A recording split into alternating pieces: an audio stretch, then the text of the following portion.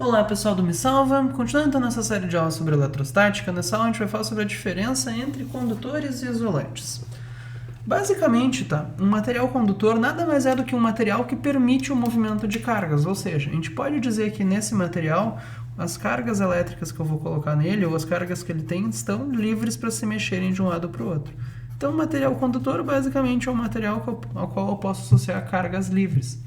Isso acontece, por exemplo, os exemplos clássicos de materiais condutores, materiais que deixam as cargas se mexerem de um lado para o outro, por exemplo, os metais. Vocês sabem isso de química, enfim, a gente sabe da vida, que na verdade quando se forma a ligação entre os átomos de metais, alguns dos elétrons não ficam presos a nenhum núcleo em particular. Então, se tu pega um pedaço de metal, ele apresenta alguns elétrons livres que podem se mexer de um lado para o outro. Se é um material que deixa as cargas se mexerem de um lado para o outro, a gente chama de um condutor, por isso que os metais são condutores.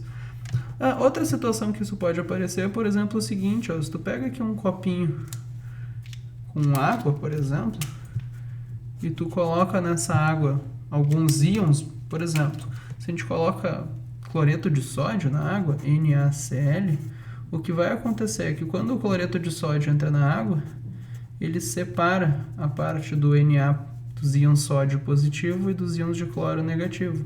Então agora eu tenho cargas elétricas, o sódio positivo e o cloro negativo boiando na água, essas cargas podem se mexer livremente de um lado para o outro da água, então isso aqui também é uma solução condutora.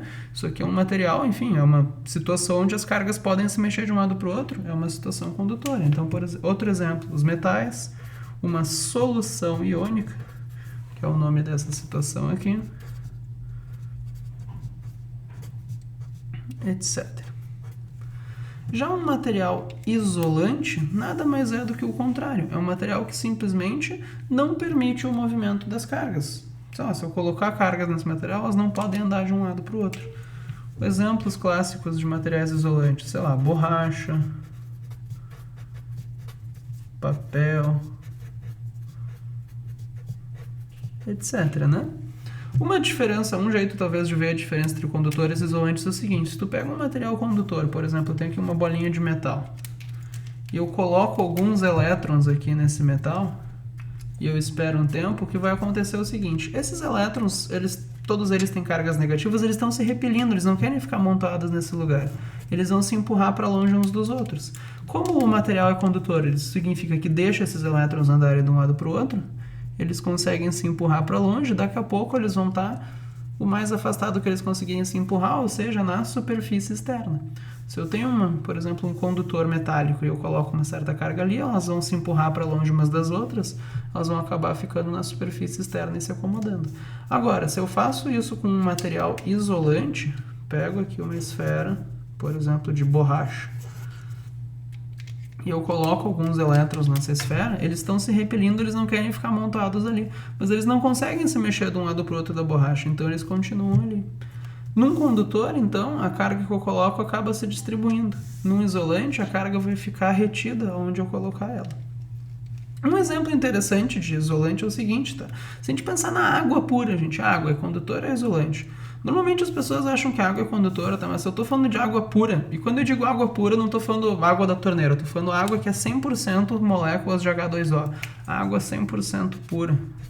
Quando eu digo pura, eu não estou dizendo só no sentido de potável, de puro bastante para beber. Porque se tu, por exemplo, compra água mineral, tu for olhar na composição dela, tu não tem realmente só água ali dentro.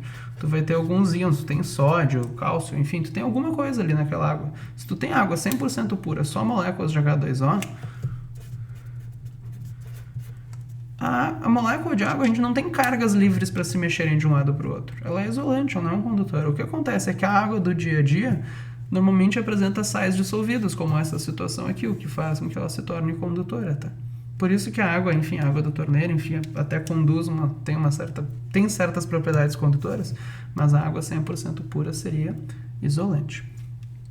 Não existem só essas classificações, Os materiais não podem ser só condutores ou isolantes, existem algumas outras categorias. Por exemplo, existem os chamados semicondutores, que nada mais são do que materiais que a princípio são isolantes, mas com um pouco de energia tu já consegue soltar elétrons e tornar eles condutores. Existem também os chamados supercondutores, tá?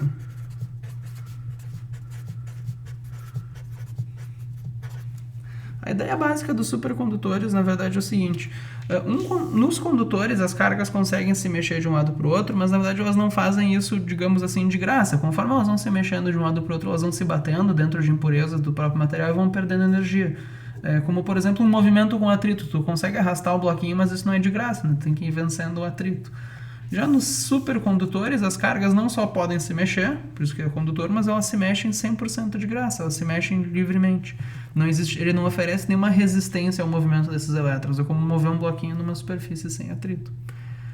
Mas enfim, o importante para nós aqui nas próximas aulas vai ser essa classificação em condutores e isolantes. Então, basicamente, condutor é só um material que deixa as cargas andarem de um lado para o outro. Exemplos clássicos: metais, solução iônica.